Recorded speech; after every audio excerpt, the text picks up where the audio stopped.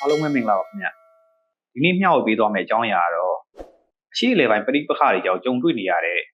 ပြည်တွင်းလောင်စာဆီပြဿနာအပေါင်းဝင်တောင်သူတွေကြားမှာဖြစ်ပွားနေတဲ့ကြရထားမှုတွေပတ်သက်ပြီးတော့ကျွန်တော်ရဲ့အမြင်တချို့မျှဝေပေးသွားမှာပဲဖြစ်ပါတယ်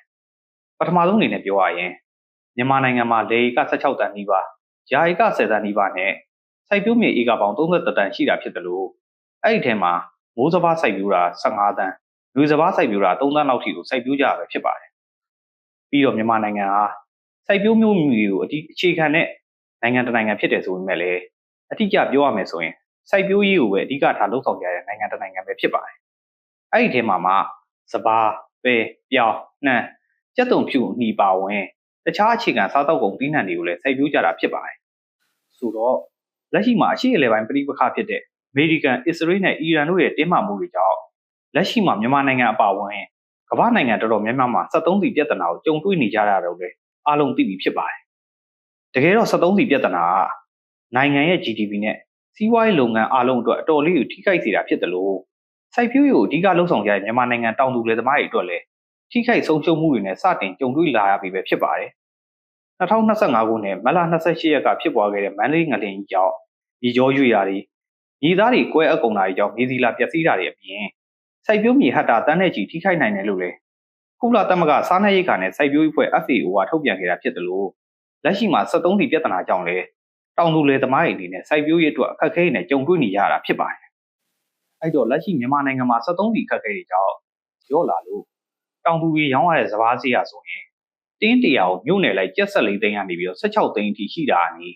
ကျပ်73သိန်းကနေ15သိန်းဝန်းကျင်အထိကိုဈေးတွေထိုးကျလာတယ်ဆိုပေမဲ့စီဈေးတွေကတော့တစ်နေ့ထက်တစ်နေ့မြင့်လာနေစေဖြစ်တယ်လို့ပြောရမှာပဲဖြစ်ပါတယ်။ဒါကြောင့်30ကျော်ရှိနေတဲ့စီတပေပါရဖို့အတွက်ကိုတောင်သူတွေအနေနဲ့စပါးတင်းတရာရောင်းရင်တော့စီတပေပါဝယ်လို့မရတော့တဲ့အခြေအနေမျိုးတွေနဲ့ကြုံတာနေရတယ်လို့လည်းပြောလို့ရပါတယ်။နောက်တစ်ချက်ကတော့ကြိတ်ပြီးသားဆန်တွေကိုမြို့တွေကိုပို့တဲ့အခါမှာလည်း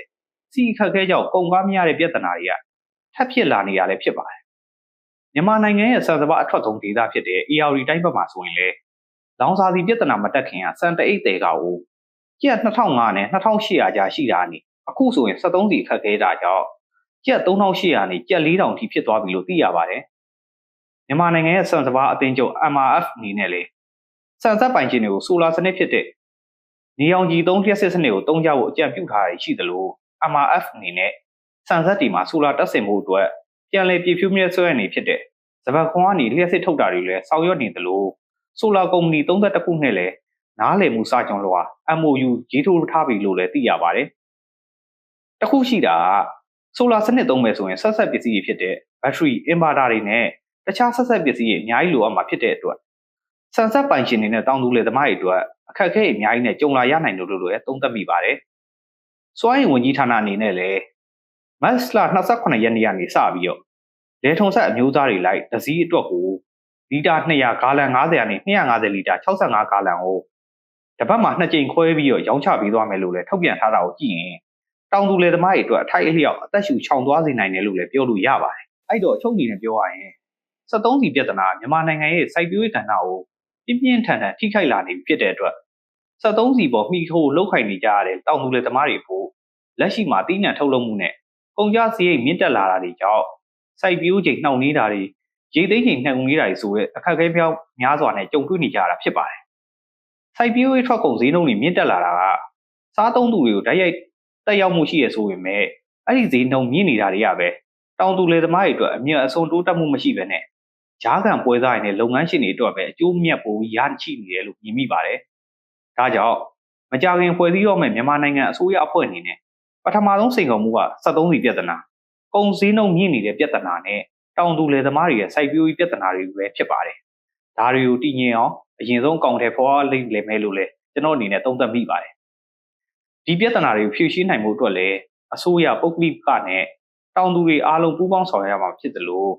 တည်ငြိမ်တဲ့စွမ်းရည်အသုံးပြုမှုနဲ့တိုးတက်တဲ့စိုက်ပျိုးရေးစနစ်တွေကိုတည်ဆောက်နိုင်မှာပဲနိုင်ငံရဲ့စွမ်းအင်ရိက္ခာလုံခြုံရေးကိုကာကွယ်နိုင်မှာဖြစ်တယ်လို့ကျွန်တော်အနေနဲ့သုံးသပ်မိပါတယ်။အားလုံးကိုကျေးဇူးတင်ပါတယ်